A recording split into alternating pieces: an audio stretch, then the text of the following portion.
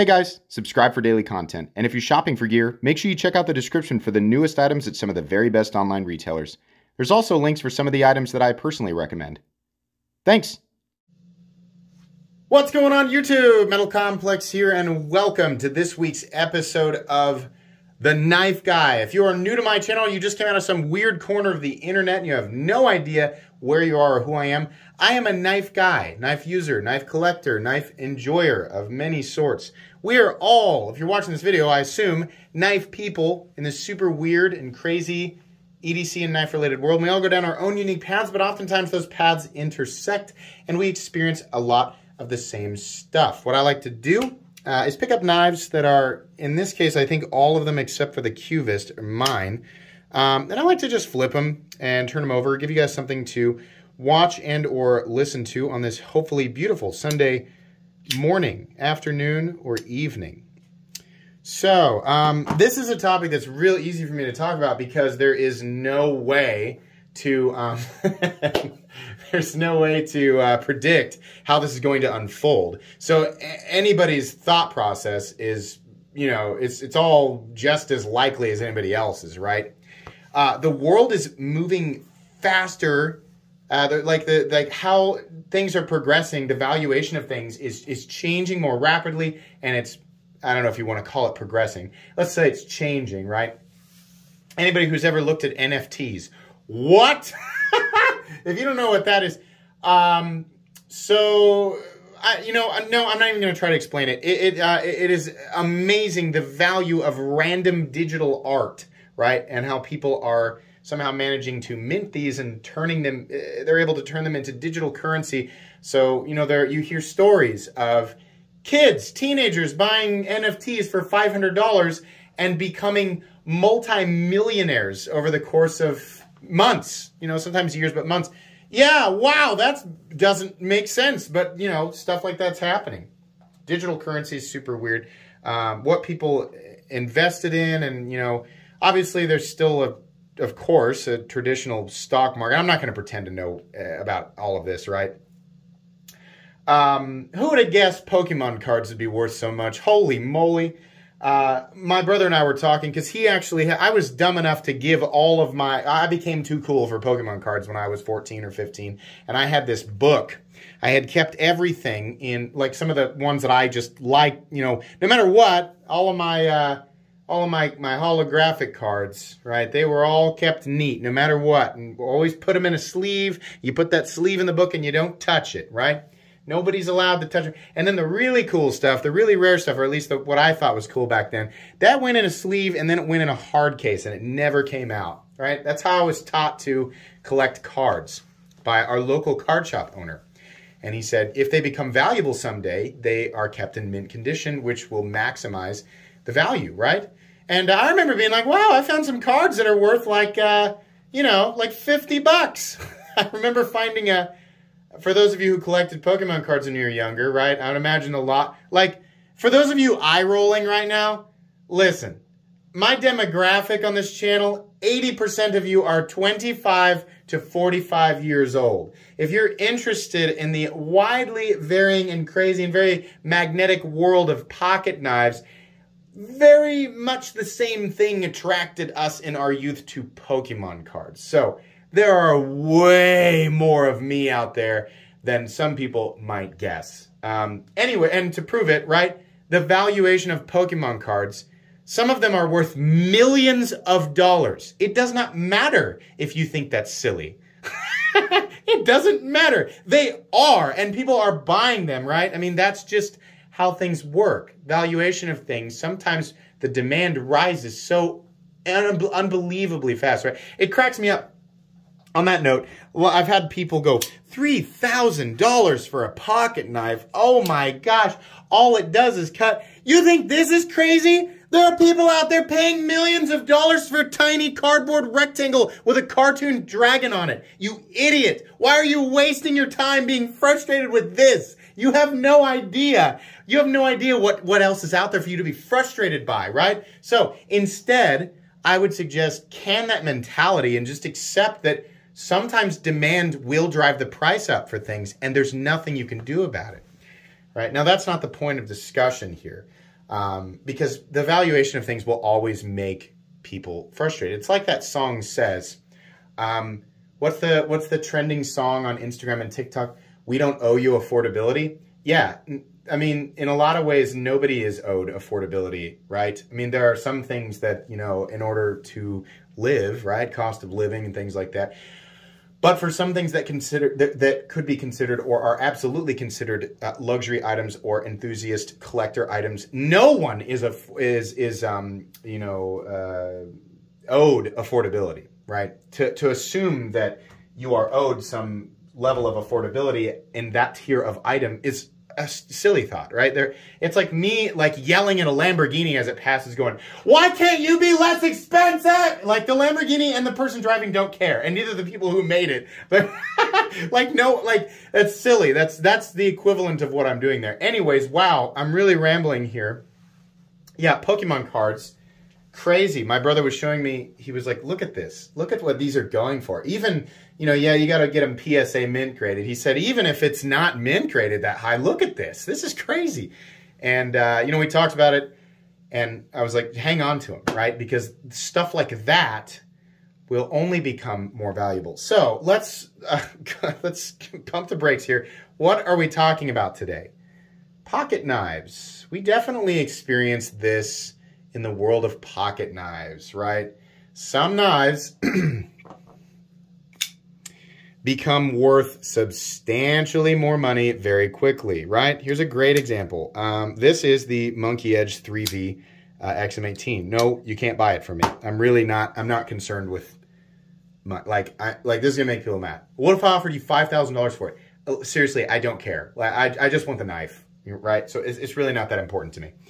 This knife was purchased for $465 from Monkey Edge in a flash. Like, they had a few, and I grabbed one and got it, right?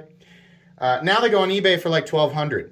So we see that, right? So people look at this situation, they go, wow, you know, you could really take advantage of this market. Now, me being a, you know, thoroughly invested person in the knife world and the knife community, it's funny, I look down on that. I'm like, man, that sucks. Like, people are trying to get, and you're buying these knives just to flip them, so you're taking them out.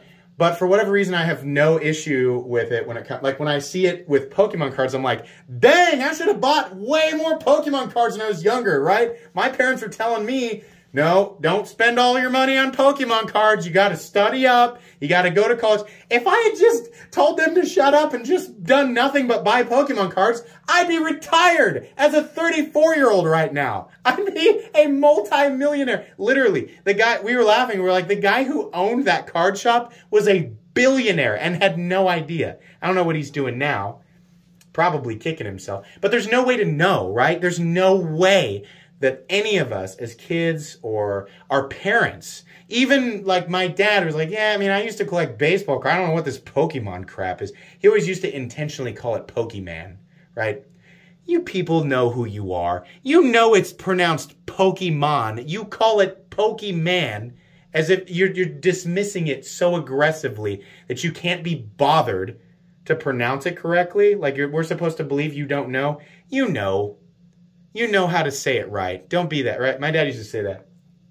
But anyways, yeah, if we had all just bought Pokemon cards, like, we'd all be, like, super duper crazy rich.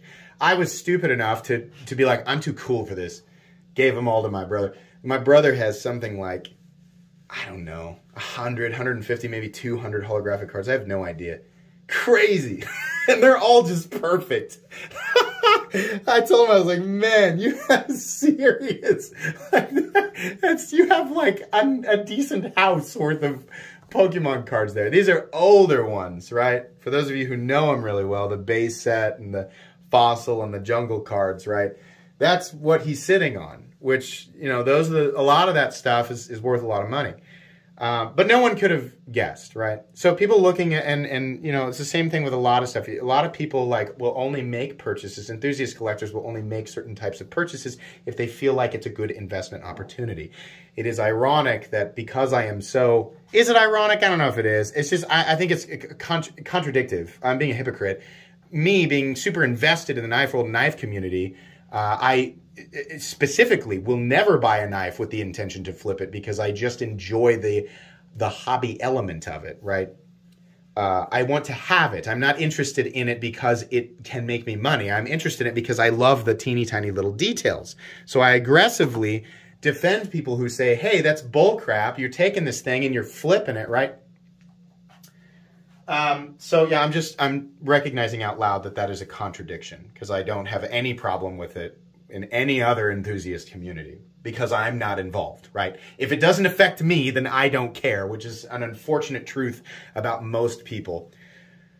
What's his point? Wow, he keeps acting like everything that he's saying in the moment is the main point of it, but then he goes down a different path. Yeah, welcome to Knife Guy. Do I think that buying and selling knives is knives? Do I think it's a good investment opportunity? If you buy something, like if you collect Hinderers and you hoard Hinderers, are they going to be worth, you know, are Hinderers going to be like Pokemon cards? No, I don't think so. Look at Hinderer knives in general. It used to be that Gen 2 and Gen 3, and now there are definitely still some very rare, like custom Gen 1 Hinderers from the early days. Of course, sure, right?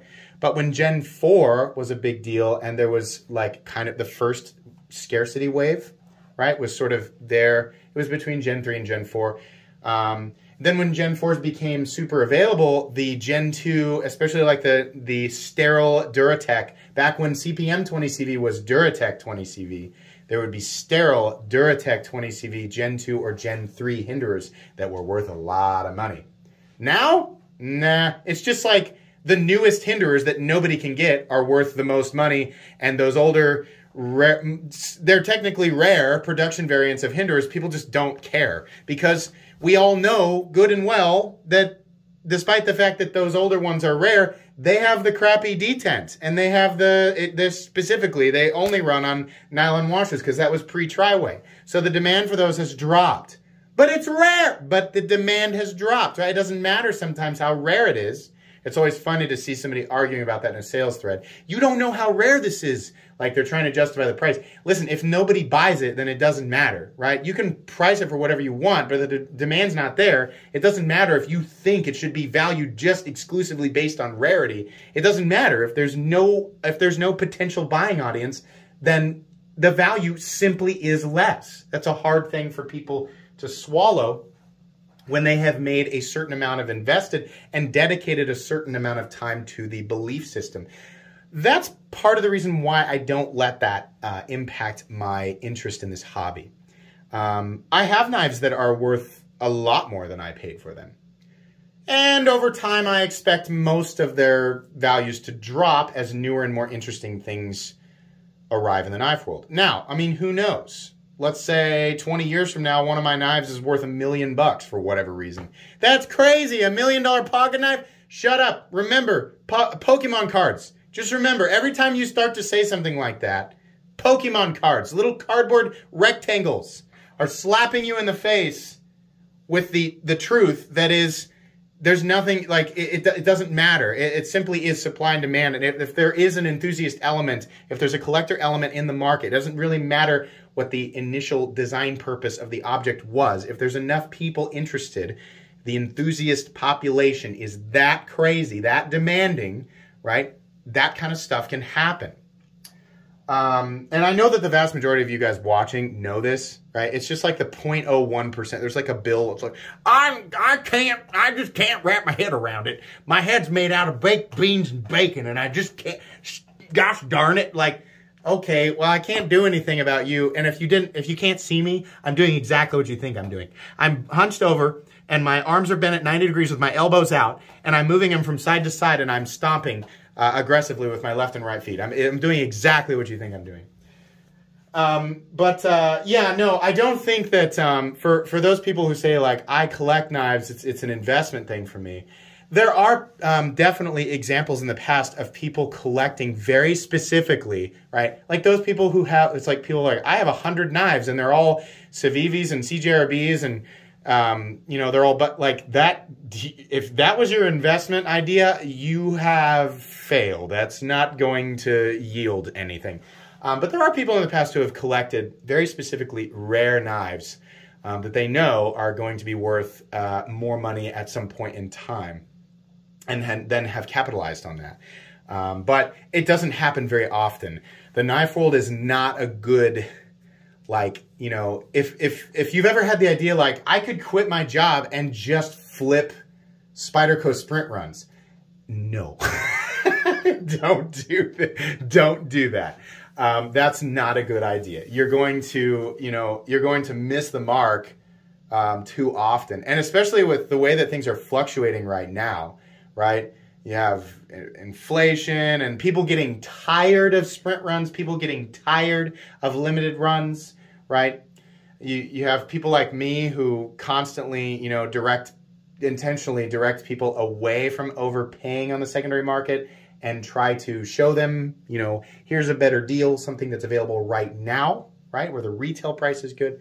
Yeah, it's weird. I don't think it's a good idea, and I have this thought in my head that there's going to be a rise in, because, like, it's weird, like, you know, it's like the combination of a bunch of things. Who made it? Where is it made? Is it a special version? What type of steel is it made out of, right?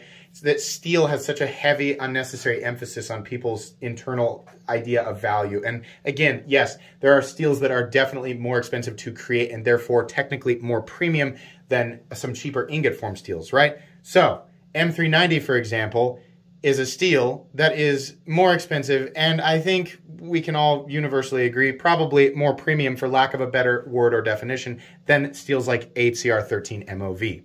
I know people will still aggressively miss the point there and leave me a lengthy comment to express their frustration.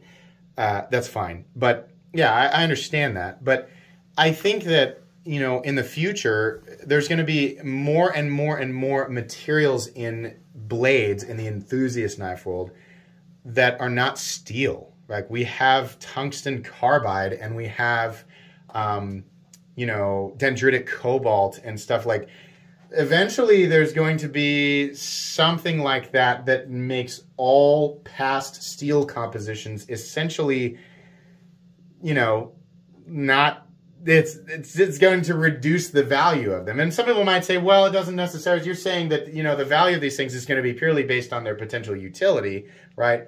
When the enthusiast, obviously, it's just like what you're saying, the whole enthusiast element, if the demand is there for it, then they, you know, will, the price could go up. So just because they're outdated, that's like, and I agree there, because that's like saying, well, you know, like old muscle cars, like certain, you know, rare versions of muscle cars go for extraordinary prices in auctions, right? And they're nowhere near the same level of performance as some of our, you know, modern vehicles today. That's like saying that they shouldn't be worth that much because they can't perform the same way. And that's a silly way of thinking.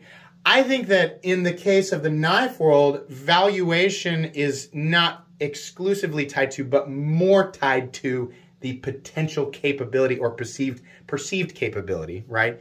Because it is a knife, right? We have this weird, knife people are weird. Like, why, the reason that we value things is just bizarre. The psychology behind it is weird. I feel that it's more closely tied to the idea of its potential performance, right? Now, this is not always the case. There certainly are very rare knives from the past that are not made out of anything special, but just because of what they are and what they represent or who they were made by, they were probably somebody's really wise investment choice, right? I'm not saying it doesn't happen. I'm saying that it doesn't seem like it's going to be the right market for that. I think this is the knife enthusiast world is much more about just enjoying the hobby than it is getting in and, you know, trying to, and I think a lot of people who do that type of stuff, or they buy something and they flip it, they're not just doing it with knives. They're doing it with other things, right? So, I don't know. My prediction is that, you know, let's just simplify it. Because the more that I talk, the more I open myself up for contradiction and argument, and that's fine. But let's just bring it to hinders, right? I know that there are people out there that are hoarding them right now because maybe they're new to the knife world. Let's say, maybe I'm talking about you right now. Maybe you're listening and you're thinking, I just got into the knife world like this last year, and I saw this massive demand for this knife called a Hinderer XM18. right? I had the money and I figured out how to get in there and snag one every time they dropped, and I've hoarded this massive collection of Hinderer XM18s, and one day I'm going to cash in and make tens of thousands, hundreds of thousands of dollars, maybe even $1 million, right? I don't think it's likely there's more than one person watching right now that has done that, but if you're that person, you are in for a rude awakening. At some point in the future, Hinderer knives will become more available, as they used to be between what I remember about 2015 and 2019. You could not throw a rock in any direction on the internet without hitting a Hinderer XM18. They were no different in quality then than they are now. Well, I can't remember when Gen 6 came out. Whenever Gen 6 came out, the first Gen 6s were just as nice as the current Gen 6s, right? The fixed detent, or the better detent, and the tri-way pivot system, all of that. Quality control improvements, right? Shaky before then, but the same. For whatever reason, and I know that 2019 and 2020 had a lot to do with this, and then also just the rise in awareness, I think. People like me, I probably had a partial hand in it, but other people with a social media presence were also shouting, Hinderer, from the mountaintops, right? So the demand went freaking crazy, and then everybody bought them, and then he couldn't make them nearly as fast, right? So demand shot way up from where it was, and supply shot way down, right? That's a wave, and that wave will break and flatten out, and you will be left with this massive collection of Hinderer knives that are worth a little bit less than what you paid for them. Eventually, we will go back to the days where if you pay $425 for an XM18, you can, you know, have it for a little bit, not use it, and turn around and sell it for $385. Or you can use it for a while and turn around and sell it for $300. That's roughly what Hinderers, that's what they were doing for, I don't know, like 4 or 5 years. It was like that, right? No, I don't think knives are a good investment opportunity. I think with the, you know, with evolutions in materials, especially blade materials, is going to devalue a lot of things despite them being rare. That's just my thought, though. There's not a lot of thought that went into that. I don't even know why I'm talking about this today. It's just an interesting thing because, you know, people are selling NFTs for tens of millions of dollars. Or I saw a few that were worth well over $1 billion, and I'm like, what? But hey, what am I going to do? I mean, there's a market for it. I can kick and scream all I want. It doesn't matter. There's a market for it, right?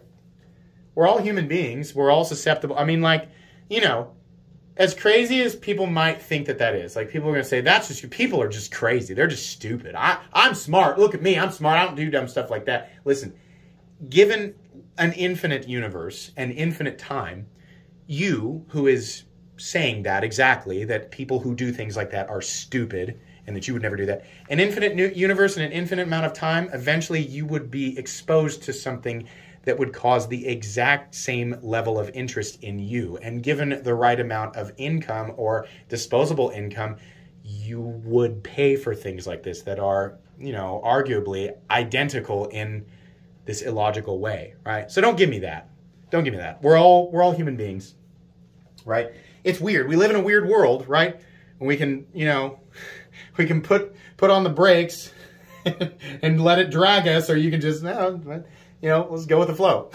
It is what it is. I don't think that knives are the best investment ever. I think it's just more fun to collect them. But you know what? Whatever your reason is for enjoying this hobby, if you're getting joy out of it, right? You don't have to agree with me. You don't have to do what you don't have to like absorb my mentality, right? Whatever your reason for enjoying this, like, yeah, okay, do it. I don't agree with you if you flip the knives, but you know, it's just because I feel like it directly affects me because I'm part of this community. So that's more of a selfish thing, right? I don't really care if people do it in other communities because I'm not involved with those. So, you know, do what you want. Try to be respectful to people, be kind. But yeah, I don't know. What's the message here? I don't know. There's a lot. I went on a lot of different train tracks. I hope you were entertained, as is usually the case. People are going to say, flip the knives more. All right. Just so the people at the, if you're watching at the end of the video, go down in the comment section right now, and the people who are complaining, tell them that I flipped all of the knives at the end. We have the Varga VBR in Damasteel and Mokutai.